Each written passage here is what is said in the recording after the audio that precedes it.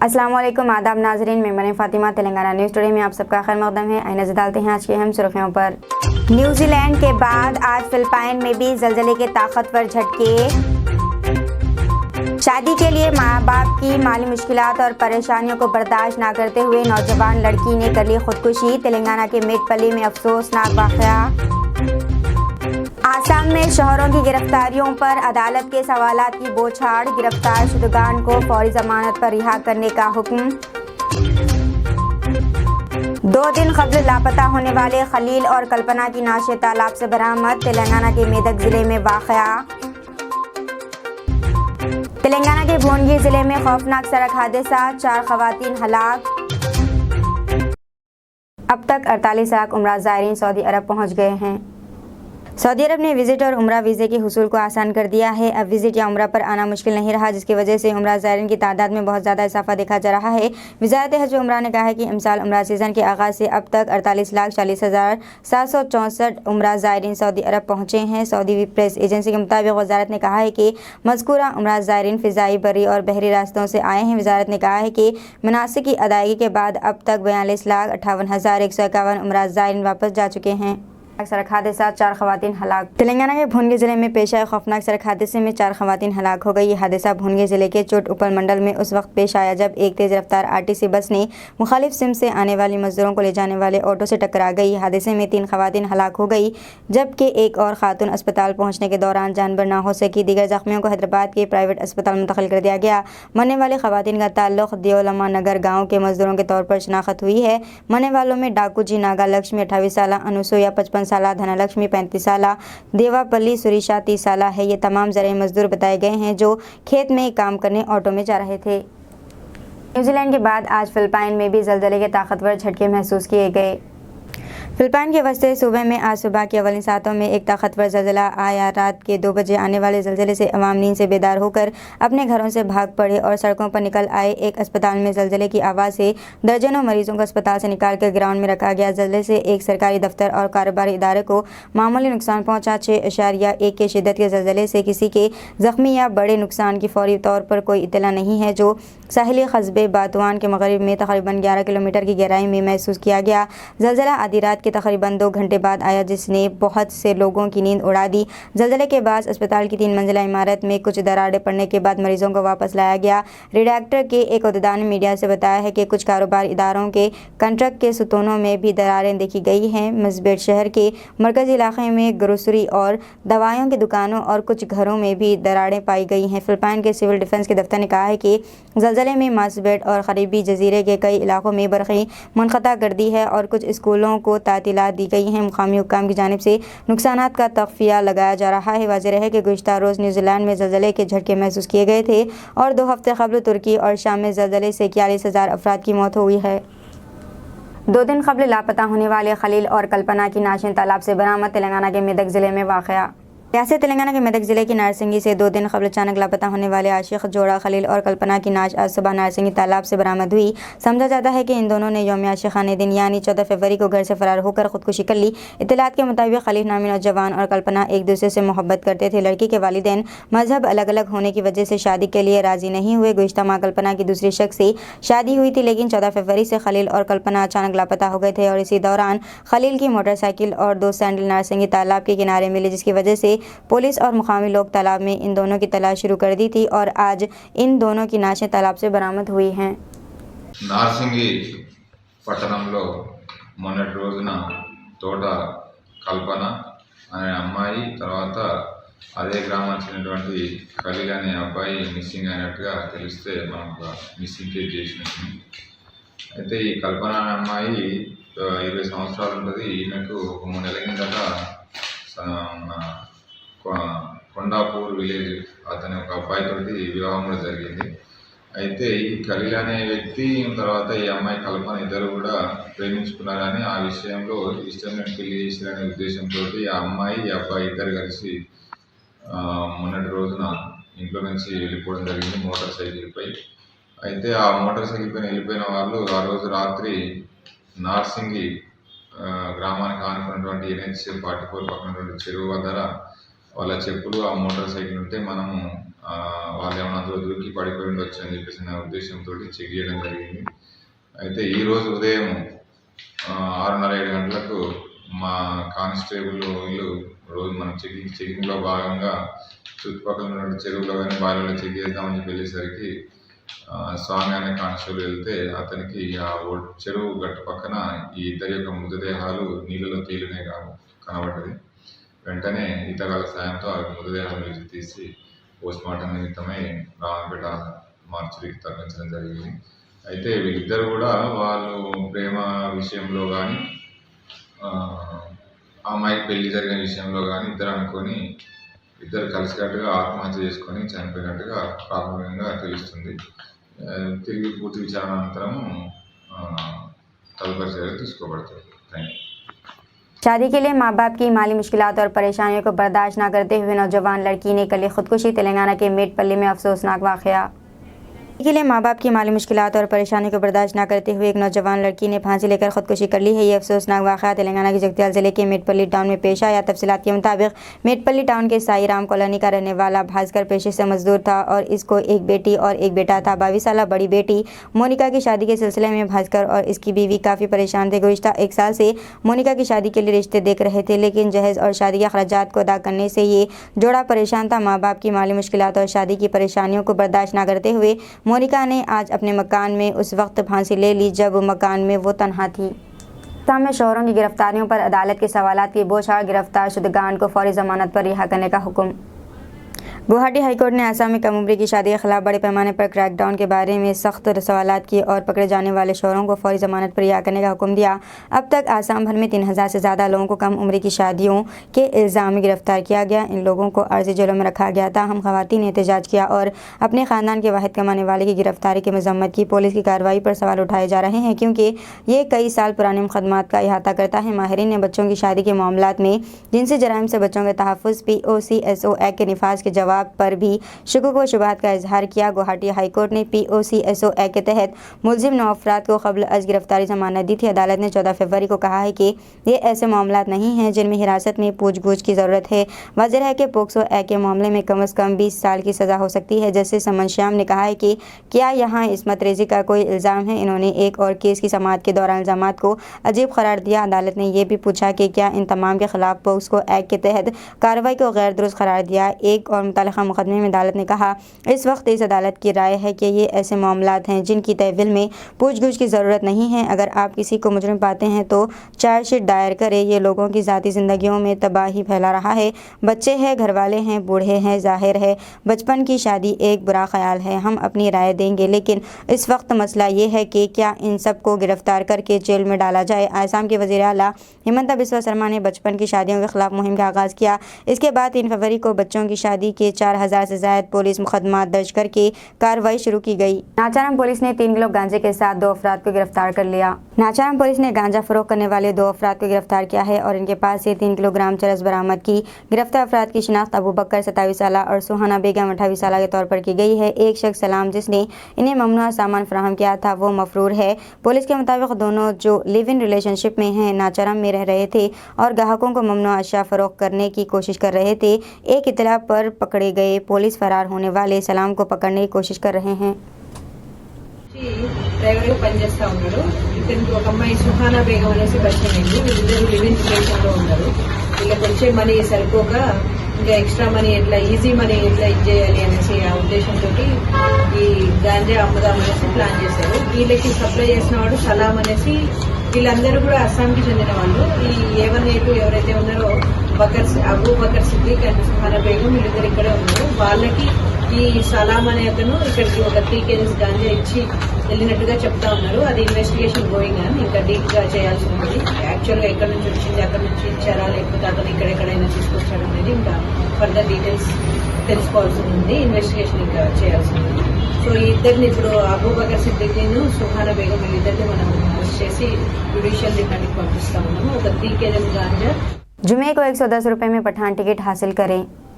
जासूसी action film Pathan, जिसमें बॉलीवुड के सुपरस्टार शाहरुख खान, दीपिका पादुकोण और जॉन अब्राहम ने काम किया है, जुमे को हिंदुस्तान भर के सिनेमाघरों में टिकट की कम कीमत पर दस्तियाब होगा। ये फिल्म हिंदुस्तान के तमाम सिनेमाघरों में फ्लैट 110 रुपये में नुमाइश के लिए दस्तियाब होगी।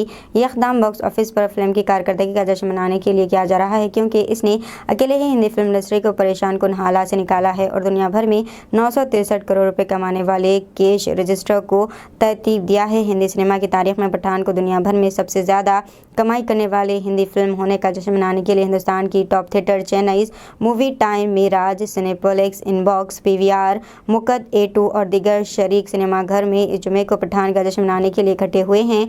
SRK की अदाकारी वाली फिल्म पठान ने हिंदुस्तान को 498.85 करोड़ रुपए, हिंदी 481.35 करोड़ रुपए, 17.50 करोड़ रुपए कमाई है।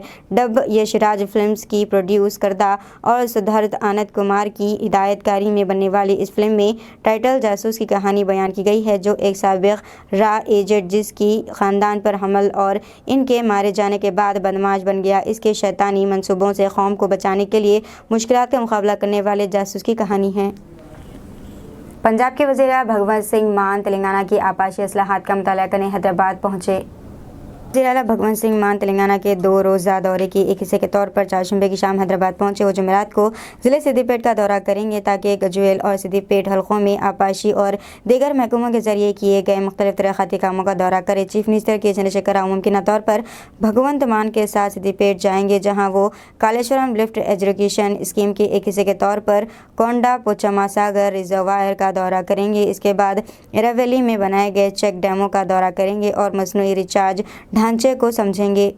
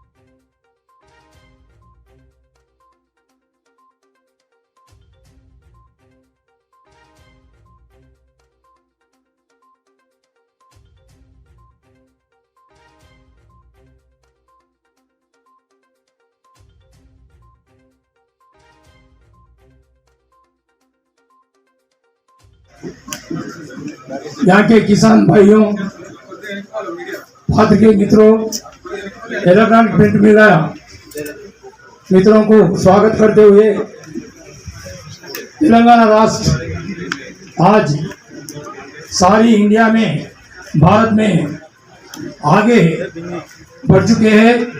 माननीय कल्वकुंट्ला चंद्रशेखर राव जी आने के बाद तेलंगाना राज्य हर एक फील्ड में, या सिंचाई हो या इंडस्ट्रीज हो या इरिगेशन हो, ये लोगों की भलाई के लिए जो प्रोग्राम्स लिए। हैदराबाद में MDMA पर मंशियात के आदी अफराद की तादाद ज़्यादा हो गई।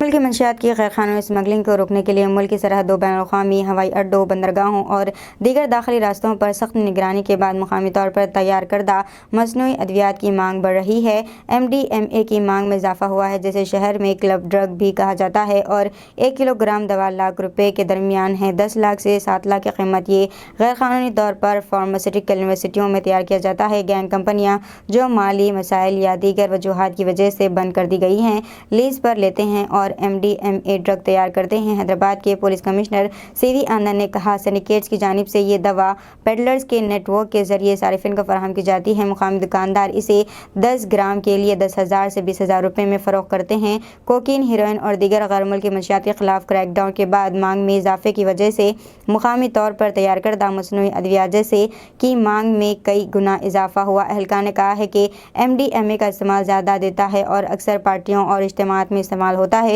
जो लोग MDMA गोली की शक्ल में खाते हैं, वो तकरीबन 30 ता 45 मिनट बाद असर महसूस करते हैं और ये 3 से 6 घंटे के दरमियान रहता है।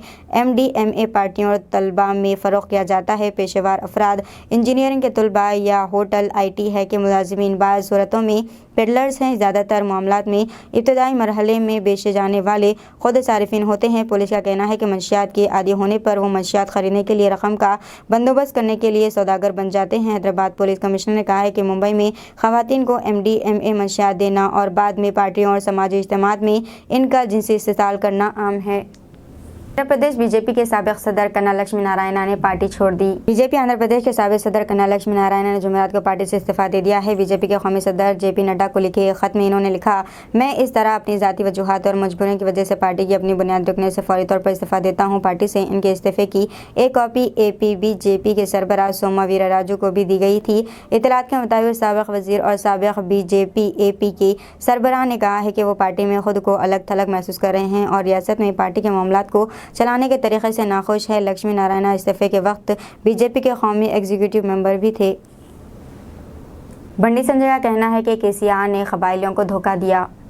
बीजेपी के रियासत सदर और MP बंडी संजय कुमार ने 4 शंबे को चीफ मिनिस्टर के चंद्रशेखर राव पर कबायलियों को धोखा देने का इल्ज़ाम लगाया। वज़ीर आला का दावा है कि इन्होंने कबायली तांडों की ग्राम पंचायतें बनाई लेकिन इनके लिए कोई फंड जारी करने में नाकाम रहे। अगर वो मुखलिस है तो इन्हें लंबादास को 12% तहफ़्फ़ुज़ात फौरी तौर पर नाफिज करना चाहिए। इन्होंने मुतालबा किया। वज़ीर आला ने कबायली बस्तियों को ग्राम पंचायतों में तब्दील करने का दावा किया है लेकिन इनके लिए एक पैसा भी जारी नहीं कर रहे हैं। कबायली छोटे मोटे कामों जैसे ऑटो रिक्शा चलाने और दस्ती मजदूरों के लिए शहरों की तरफ हिजरत कर रहे हैं। इन्होंने कहा है 4 शंबे को श्यामा प्रसाद मुखर्जी भवन में कबायली रूहानी गुरु संत सेवालाल महाराज के यौम पैदाइश के मौके पर एक इज्तिमा से खिताब करते हुए संजय ने इन्हें बंजारा कबीले का निजात दहिंदा करार दिया जिसे अंग्रेज़ों और मुस्लिम हुक्मरानों के हाथों नुकसान उठाना पड़ा।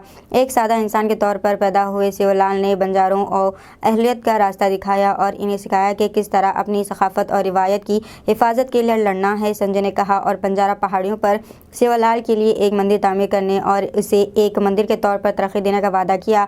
बीजेपी सरबराह ने गिरिजन बस्तियों की तरक्की के लिए अलहदा कॉरपोरेशन के क़याम का ऐलान किया।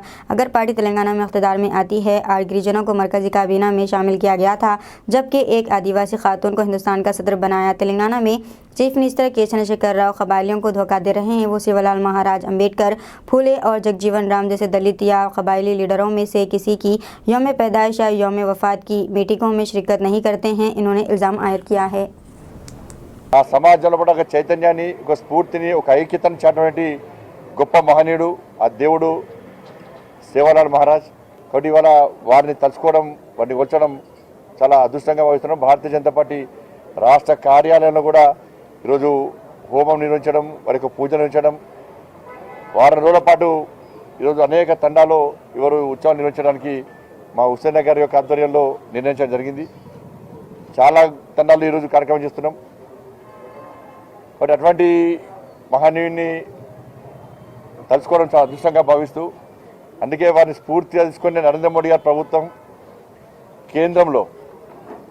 కేంద్ర మంత్రివర్గంలో 8 మంది ఎస్టీ సామాజిక వర్గానికి సంబంధించిన పార్లమెంటు సభ్యులను మంత్రులుగా నియమించిన ఘనత నరేంద్ర మోడీ గారి ప్రభుత్వాన్ని. ఈ ఎస్టీ జాతికి సంబంధించినటువంటి ద్రౌపది ముర్ము గారిని రాష్ట్రపతిగా నియమించిన ఘనత नरेंद्र मोदी और प्रभुत्वानी. हाईकोर्ट ने गजवेल म्यूनसिपालिटी के चेयरमैन के खिलाफ पेश की गई तहरीक अदम एतमाद पर रोक लगा दी। हाईकोर्ट ने 4 शंबे को सिद्दीपेट में गजवेल म्यूनसिपालिटी के चेयरमैन और वाइस चेयरमैन के खिलाफ पेश की गई तहरीक अदम एतमाद पर 1 हफ्ते के लिए रोक लगा दी। ताहम चूंकि तहरीक पेश करने वाली काउंसलर्स ने पहले ही एक पिटीशन दायर की थी कि अगर चेयरमैन या वाइस चेयरमैन अदालत से रुजू करते हैं तो मौजूदा तहरीक के खिलाफ कोई उबरी हुक्म देने से पहले इन्हें सुनाया जाना चाहिए। हाईकोर्ट ने इन्हें हिदायत की कि वो काउंटर दायर करे। 1 हफ्ते में के हालात को देखकर मुसलमानों को मुत्तहिद करने के लिए south Indian Muslim personal law board का क़याम। BRS के राशिद शरीफ का बयान। BRS हैदराबाद के पार्लिमानी इंचार्ज राशिद शरीफ ने आज एक प्रेस मीट में मीडिया से बात करते हुए कहा है कि मुल्क में मुसलमानों की नुमाइंदगी सिफर होती जा रही है। मुस्लिम पर्सनल लॉ बोर्ड और जमीयत उलमा की जानिब से मुसलमानों की रहनुमाई नहीं की जा रही है जिसकी वजह से गुजरात और यूपी बल्कि तमाम मुल्क की रियासतों में मुसलमान सियासी नुमाइंदगी ख़त्म होते जा रहे हैं जिसकी वजह से मुसलमानों को एकजुट होने की सख्त ज़रूरत है और अगर कोई मुसलमान किसी इलाक़े से मुकाबला कर रहा है तो उस हल्क़े असम्बली या पार्लियामान से दूसरे मुसलमान को उसके हक़ में दस्तबरदार हो जाना चाहिए। इन्होंने कहा है कि इस सिलसिले में इन्होंने मुहिब्बे उलमाए हिंद के सदर अरशद मदनी से बात की तो इन्होंने कहा है कि वो मजहबी आदमी है, सियासी नहीं। इन्होंने कहा है कि मरकजी हुकूमत ने अखिलती बजट में 2000 करोड़ कम करते हुए अपनी फ़िरका पर जीनत का सबूत दिया है और रियासत की BRS हुकूमत ने इनकी नुमाइंदगी पर सिर्फ 500 करोड़ रुपए बढ़ाए और अखिलती बजट को 2700 करोड़ कर दिया। इन्होंने कहा है कि हम मुसलमानों को मुत्तहिद होने की सख्त ज़रूरत है और वक्त पड़े तो एक दूसरे के लिए कुर्बानी भी देना पड़े तो दे। इन्होंने कहा है कि आने वाले 2023 के इलेक्शन में मुसलमानों को मिलजुल कर मुत्तहिद होकर इलेक्शन लड़ने और अपनी सियासी ताकत का मुजाहरा करते हुए अपनी खोए हुए साथ को हासिल करने की ज़रूरत है। अस्सलाम वालेकुम रहमतुल्लाहि बरकातुहू। आज की ये प्रेस मीट बहुत अहम है। इस वजह से भी अहम है, जमीयतुल उलमा जो क़ायम हुआ है 1919 में, आज उसके प्रेसिडेंट है मौलाना सैयद अरशद मदनी साहब है। All Indian Muslim personal law board जो क़ायम हुआ है 1972 में, जिसके प्रेसिडेंट है मौलाना राबी हसन नदवी साहब।